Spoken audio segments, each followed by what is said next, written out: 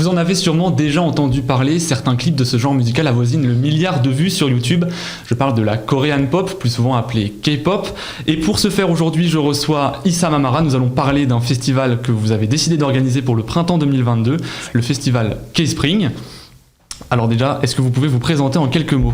Bonjour, moi je m'appelle Issam, j'ai 16 ans, je suis lycéen au lycée Camille Saint-Saëns et je suis passionné de plein de genres musicaux dont la K-Pop. Alors donc, du coup, vous l'avez dit, vous avez 16 ans au lycée Camille Saint-Saëns de Rouen. Mais vous êtes aussi membre d'un groupe de danse, le fondateur de ONA. Est-ce que vous pouvez nous en dire un petit peu plus sur ce groupe de danse ? Alors ONA c'est le diminutif de Our New Area, et en fait c'est un groupe de danse qui fait de la K-pop mais pas que. Et en gros on était juste une bande d'amis qui s'était retrouvés à un festival justement. Depuis qu'on s'est rencontrés on s'est plus lâchés et on s'entraînait entre nous, etc. Puis on a décidé de monter une association, monter un vrai groupe de danse, et depuis on est sur les réseaux sociaux. Vous pouvez nous retrouver sur Onacrew, sur Instagram et YouTube, si vous voulez. Et donc avec vos amis, vous avez donc décidé d'organiser un festival K-pop à Rouen pour le printemps 2022. Moi, la question que j'ai envie de vous poser, c'est pourquoi avoir décidé d'organiser un tel projet ? Parce qu'il y avait beaucoup de demandes. Aussi simple que ça, en fait, il y a pas mal de gens qui nous connaissent, enfin pas vraiment, mais qui savent qu'on est dans la K-pop, etc. Et du coup, souvent, on avait des demandes, est-ce que vous allez organiser des événements, etc., etc. On a commencé par des petits événements comme des randoms ou des flash mobs. Et on s'est dit un jour, pourquoi pas faire un grand festival où on pourrait justement réunir tous les événements qu'on faisait. Et c'est comme ça qu'on a eu l'idée. Et est-ce que la crise sanitaire du coup a impacté votre volonté de faire ce festival ? Parce que vous l'avez dit, la crise sanitaire a empêché la tenue de concert pendant plus d'un an, il y a eu beaucoup de demandes, mais est-ce que c'est ce qui vous a motivé à vouloir faire cet événement ? Alors, de base, c'était pour 2020. Et il faut savoir qu'une semaine avant le festival, le confinement était annoncé. Donc ça nous a fait mal. Pareil, 2021, confinement en même temps que le festival. À un moment, on a eu une baisse de motivation, c'est sûr, c'est normal. Mais là, depuis, je dirais, un mois, on est vraiment reparti et on est plus que motivé à justement reprendre et redonner du sourire aux gens avec ce festival. Et justement, le projet est rendu possible grâce à la bourse Tremplin de Rouen, une bourse qui vise à encourager l'élaboration de projets citoyens ou d'intérêt général, que ce soit en rapport avec le développement durable, le sport, la solidarité ou encore la culture. Où en êtes-vous aujourd'hui dans l'organisation de ce festival ? Alors dans le festival, pour l'instant, on a à peu près défini tous les invités, les partenariats, tout ce qui est la programmation du festival, etc.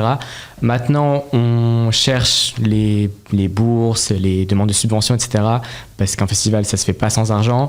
On est aussi en train de voir, à la base, ça devait se passer au centre André Malraux. On essaye de voir pour plus le faire à la Friche Lucien. Je sais pas si vous connaissez, mais parce que ça se prête plus en fait à notre idée. Et une fois qu'on aura tout ça, je pense que l'événement il sera prêt et on pourra y aller. Alors vous évoquez déjà une programmation. Est-ce que vous pouvez nous en dire un petit peu plus sur la programmation de ce festival ? Alors il y aura tout plein d'activités différentes. On a essayé de prendre vraiment pas que la K-pop et aussi aller sur la Corée. Donc on a prévu des ateliers sur la calligraphie coréenne. On a la classe de coréen de Camille Saint-Saëns qui va venir avoir son stand et pour présenter un peu le travail qu'on fait là-bas. Va y avoir du taekwondo, donc des initiations, des démonstrations tout au long du week-end. Et sinon, plus dans la K-pop, il y aura des concerts, des représentations de danse, il y aura des concours de danse aussi. Vous pourrez retrouver vos influenceurs préférés pour venir faire des meet-up, des dédicaces, etc. Et plein d'autres activités, il y aura de la musique, il y aura de la nourriture, mais voilà.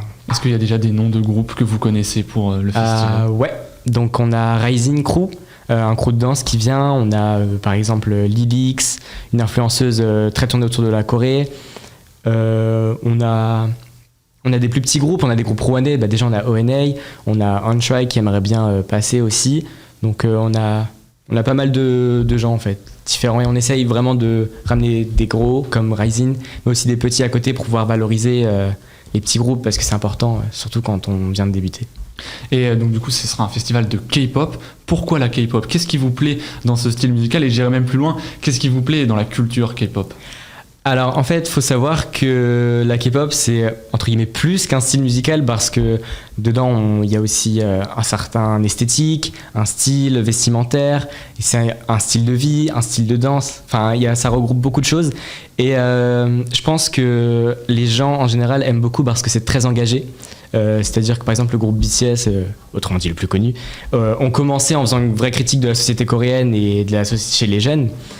Moi personnellement, ce qui me plaît plus, c'est la perfection. Tout est millimétré, tout est fait pour que tout soit parfait, que ce soit les clips qui ont des budgets de cinéma hollywoodien ou les danses qui sont vraiment répétées pendant des mois jusqu'à être performées. C'est ce côté-là, moi, personnellement, qui me plaît plus. C'est vraiment le fait que doit être parfait et tout est toujours très cadré et ça donne vraiment une magie. On voit que c'est fait pour être parfait et contrairement justement à l'American Pop qui cache ce côté parfait, là, la K-pop, c'est vraiment... Ils font exprès de dire que c'est parfait et ça donne justement cette différence. Mais faut pas renier non plus les autres styles. Tout est parfait. D'accord, alors vous évoquez des chorégraphies. D'où vous vient cette passion pour la danse ? Franchement, je sais pas. Depuis que je suis tout petit, j'ai toujours été dans le monde de la musique, la danse, etc. Avec Michael Jackson quand j'étais petit. Mais puis ensuite, j'ai fait la cham au collège. Donc ça m'a permis vraiment d'avoir une ouverture musicale et de la danse. Donc vraiment, depuis que je suis tout petit, j'aime danser. Et je ne saurais pas dire d'où est-ce que ça me vient, c'est vraiment comme ça. Et quels sont maintenant les objectifs du festival ? Parce que vous évoquiez le fait de rendre le sourire à la population, de faire découvrir aussi la K-pop, mais quels sont les autres objectifs de ce festival ? Alors à la base, les objectifs qu'on avait, c'était vraiment une ouverture culturelle pour le monde de la Corée qui n'est pas forcément très connu ici, alors que pourtant on a comme le consulat coréen, il y a une histoire entre la Corée et Rouen.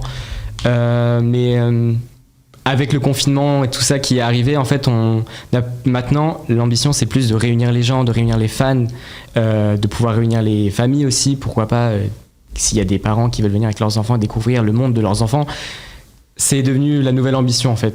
Avec tout ce qui s'est passé, on veut juste se retrouver et passer du bon temps avec plein de gens qui aiment les mêmes choses que nous. Alors vous dites qu'il faudrait faire découvrir aux parents l'univers de vos enfants. La K-pop est donc un style musical qui s'adresse particulièrement aux jeunes ? Non. En fait, il faut savoir qu'il y a de tout. Bien sûr, c'est un peu plus ciblé jeunes, réseaux sociaux, etc. Mais il y a énormément d'adultes qui se retrouvent aussi dans les textes. Il y a aussi plein d'adultes, idols, c'est comme ça qu'on appelle les chanteurs de K-pop, plein d'adultes qui ont vieilli avec le temps, qui ont commencé très jeunes et qui maintenant ont un public un peu plus âgé. Donc ça s'adresse vraiment à tout le monde. Donc le festival sera censé s'étendre sur 3 jours. Quelles sont les ambitions maintenant en termes de spectateurs pour ce festival ? Est-ce que vous vous attendez à de nombreux spectateurs ? Il y a 2 ans, du coup, on attendait 250 personnes par jour. Ensuite, en 2021, le festival a eu une sorte de montée sur les réseaux sociaux, donc on s'attendait plus à 500 personnes par jour. Maintenant, je dirais 300 personnes par jour, ce serait pas mal. Bien sûr, si on peut plus ou s'il y a moins, c'est déjà bien, mais... Et combien de personnes travaillent en ce moment sur l'organisation de ce festival ? Sur le festival, on est une dizaine de jeunes. Et on a aussi une dame à la mairie qui nous aide pour l'organiser, qui nous donne pas mal de contacts, etc. Donc ouais, on est 11 en tout. Donc vous êtes aidé par la mairie de Rouen.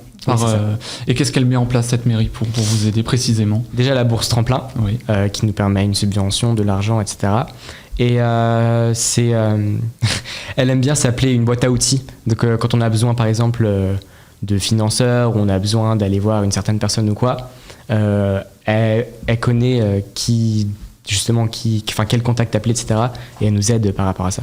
Et rapidement, est-ce que c'est pas trop difficile d'alterner les cours, puisque vous êtes en classe de première, et l'organisation de ce festival ? Un peu. Enfin oui, c'est dur, mais on s'attache. Et puis, c'est de l'organisation en soi. Donc vous arrivez à mêler en fait les cours et l'organisation du festival.